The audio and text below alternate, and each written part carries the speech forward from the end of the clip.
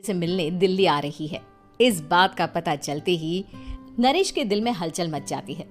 नरेश अपनी माँ के सताने लगता है कि उसकी माँ कहीं अपनी पुरानी जिद पर फिर से बैठ ना जाए।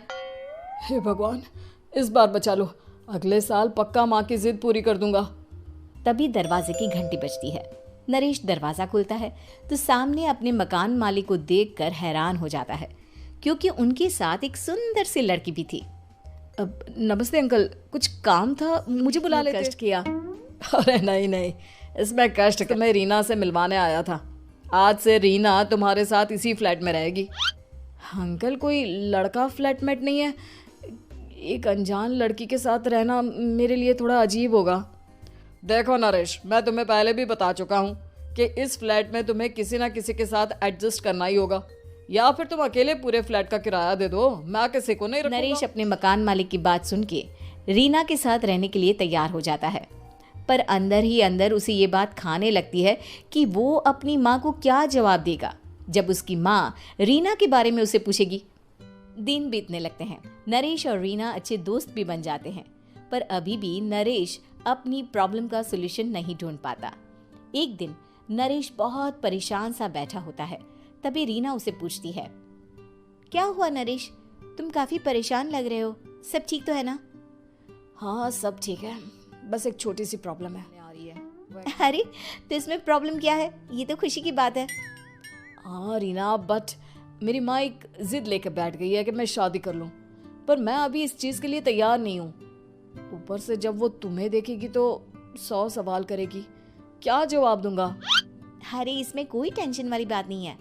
मेरे पास ना इस प्रॉब्लम का सलूशन है, जिससे ना तुम्हें शादी करनी पड़ेगी और ना ही तुम्हारी माँ मेरे बारे में कुछ पूछेंगी। रीना की बात सुनकर नरेश सोच में डूब जाता है। वो सोचता है कि रीना खुले ख्यालों वाली लड़की है, कहीं माँ को सच बता ना दे। देखकर रीना कहती है, अरे क्या हुआ, किस सोच में पड़ गए? डोंट वरी, जैसा तुम सोच रहे हो ना वैसे कुछ भी नहीं है। मेरे पास एक प्लान है। मैं कुछ समझ नहीं पा रहा हूँ, कैसा प्लान? मैं समझाती हूँ। हम ना एक कॉन्ट्रैक्ट मैरिज कर लेते हैं। फिलहाल मेरे पास जॉब नहीं है, तो तुम इस रूम का किराया दे देना जब तक तुम्हारी माँ यहाँ रहेंगी, सिर्फ तब तक। और तुम अपनी माँ से कह देना कि मैं तुम्हारी पत्नी हूँ, इससे वो मेरे यहाँ रहने पर कोई सवाल भी नहीं करेंगी। अरे बात तुम्हारी ठीक है, पर माँ से झूठ बोलना, ना पापा, मैं ये रिस्क नहीं ले सकता। कोई और आइडिया दो ना तुम। देखो, मंजूर हो तो बोलो, वरना सच बता दो, मुझे कोई प्रॉब्लम नहीं है। रीना की बात सुनकर नरेश सोच में डूब जाता है। बहुत सोचने के बाद जब उसे कोई रास्ता बताए हुए रास्ते पर चलने के लिए तैयार हो जाता है,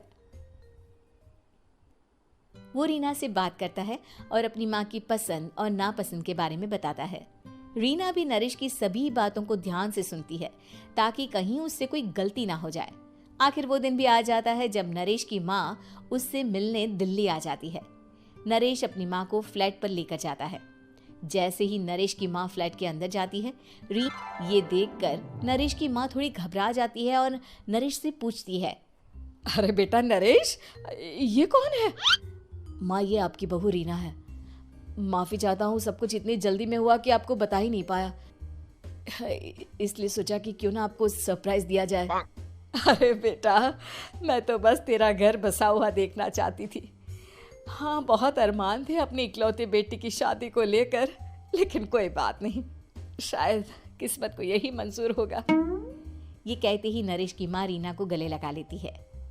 रीना बेटिया, मेरा बेटा ना थोड़ा नादान है, पर तुम काफ़ी समझदार लगती हो, और मैं जानती हूँ कि तुम इसका बहुत अच्छे से ध्यान रखोगी। माँ, आप चिंता मत कीजिए, मैं सब संभाल लूंगी। नरेश की माँ अपने बहू और बेटे के साथ खुशी खुशी रहने लगती है। दिन बीतने लगते हैं। नरेश की माँ और रीना का रिश्ता बहुत मजबूत होता चला जाता है। वो दोनों सारा दिन एक साथ रहती और खूब बातें करती। इधर साथ रहते रहते नरेश और रीना भी एक दूसरे से प्यार करने लगते हैं। दोनों को इस बात का एहसास हो जाता है, फिर भी वो इस बात को छुपा कर ही रखते हैं। एक दिन नरेश की माँ और रीना शादी के बारे में बात करने लगते हैं। रीना बिटिया, ये तो नरेश ने मुझे बिना बताए शादी कर ली, वरना शादी इतनी धूमधाम से करती कि सारी दुनिया देखती रह जाती। अच्छा माँ, आप ऐसा भी क्या करती नरेश और मेरी शादी में जो दुनिया देखती रह जाती? अरे बिटिया, एक माँ के अरमान तुम अभी नहीं समझोगी। मैं तो अपनी बहू को एक रानी की तरह लेकर आती और शादी भी बिल्कुल शाही अंदाज में करती, पर मेरे तो सारे अरमान ऐसे ही रह गए। खैर, मुझे तो अपने बेटे और बहू की खुशी चाहिए बस। ये कहते हुए नरेश की माँ की आंखों में आंसू आ जाते हैं। रीना भी ये सुनकर ख्यालों में खो जाती है, क्योंकि वो भी मन ही मन खुद को नरेश की पत्नी और उसकी माँ की बहू मानने लगी थी। शाम को जब नरेश ऑफिस से घर आता है तो रीना खुद को रोक नहीं पाती और नरेश के सामने उसकी माँ को अपने और नरेश के रिश्ते का सारा सच बता देती है। रीना की बात सुनकर नरेश की माँ दोनों से बहुत नाराज हो जाती है और घर वापस जाने की बात करने लगती है। तुम दोनों ने मुझसे सच छुपाकर बहुत ठेस पहुंचाई है मुझे। अब तुम लोगों के साथ नहीं रहना चाहती मैं। कल ही वापस चली जाऊंगी अपने घर। माँ, मुझे माफ कर दो। ये सब मैंने रीना के कहने पर ही किया है, वरना मैं भी आपको कभी ठेस पहुंचाने के बारे। हाँ माँ, हमने ये सिर्फ आपका दिल रखने के लिए किया। प्लीज हम दोनों को माफ कर दीजिए। तुम दोनों ने मेरे अरमानों के साथ खिलवाड़ किया है, और वैसे भी मुझे अपने बेटे के लिए एक अच्छी लड़की ढूंढनी है, इसलिए मेरा यहाँ से जाना ही बेहतर होगा। माँ की ये बात सुनकर रीना खुद को रोक नहीं पाती। माँ, क्या मैं आपके घर की बहू बनने लायक नहीं हूँ? रीना की बात सुनकर नरेश हैरान रह जाता है। नरेश की माँ भी कुछ समझ नहीं पाती। मैं कुछ समझी नहीं, आखिर तुम कहना क्या चाहती हो? माँ, मैं वो नरेश से बहुत प्यार करती हूँ और साथ ही साथ मैं आपको भी अपनी माँ मान बैठी हूँ। आज जब आपकी बातें सुनी तो खुद को रोक नहीं पाई, इसलिए सारा सच आपको बता दिया।